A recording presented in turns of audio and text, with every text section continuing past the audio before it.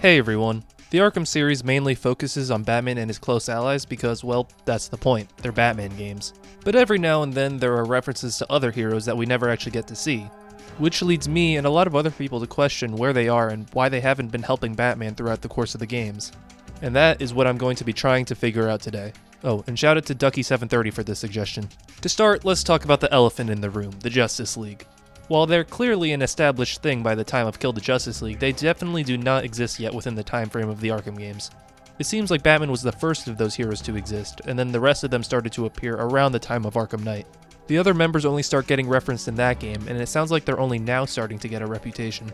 Just look at the difference between how Metropolis and Keystone are mentioned in Knight compared to City. In City, Hugo Strange just casually says that after he's done in Gotham, he'll set up more super prisons in Metropolis and Keystone, not even slightly worried about interference from Superman or Flash. By the end of the month, new camps in Keystone and Metropolis will open, each modeled after Arkham City. Only in Knight is when we start to hear tales of a freak from Metropolis or a vigilante from Keystone you can't even see coming. And of course, promotional advertising for the locations are now starting to add their respective heroes. And as for Green Lantern and Wonder Woman, there's really no mention of their existence. This probably insinuates that Wonder Woman hasn't left Themyscira yet, and Jon Stewart hasn't gotten his ring yet. So why didn't Superman or Flash help Batman when pretty much the entire city was being overrun by an army? Well, I have multiple theories, besides the fact that it just wouldn't be satisfying in a narrative sense. For one, and this explanation is used a lot in superhero media, they were just both busy with other major threats.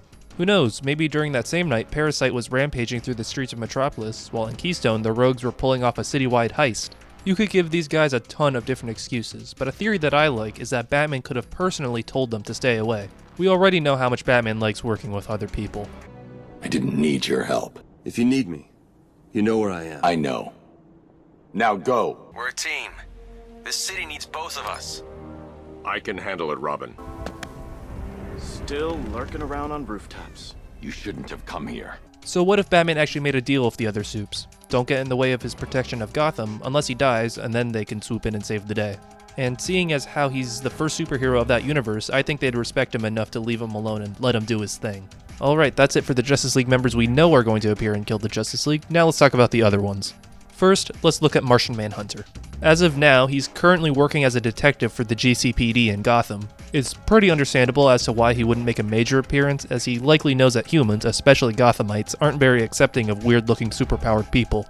Another JL member we know exists is Green Arrow, or at least Oliver Queen does, because ever since Origins, there have been a ton of references to Queen Industries. So, it's not confirmed that Oliver is currently Green Arrow. For all we know, he could still be a narcissistic billionaire with little to no archery experience.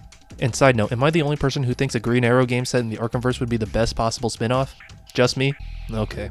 Anyway, let's move on from Green Arrow and talk about his wife, Black Canary. She, along with the Huntress and formerly Batgirl apparently, are part of a pre-established Birds of Prey team as we can see on Oracle's computer in Knight. So, what have they been up to during the events of these games? Well, I think it's likely that after Barbara got shot and stopped being Batgirl, the team disbanded and went their separate ways, with Dinah Lance going off to Star City and Huntress going on to Bloodhaven.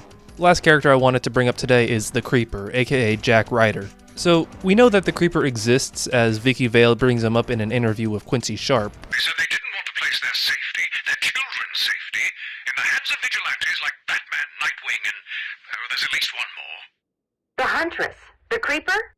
Whoever. However, I don't think that Jack Ryder actually knows that he's the Creeper. He never uses his powers during the multiple times he's in danger, and he never brings it up to Batman, despite Batman most likely knowing already. So, in that case, it's understandable as to why he never helps out the Bat family. He just can't control when his powers take over, and on top of that, he doesn't even know that he has powers, so it's not like he's even trying to control them. And I think that will do it for today. If you have any suggestions for other missing Arkham heroes I should cover, or just video ideas in general, feel free to leave them down below. And of course, as always, thank you for watching. Remember to like it if you liked it, subscribe if you really liked it, and I'll see you next time.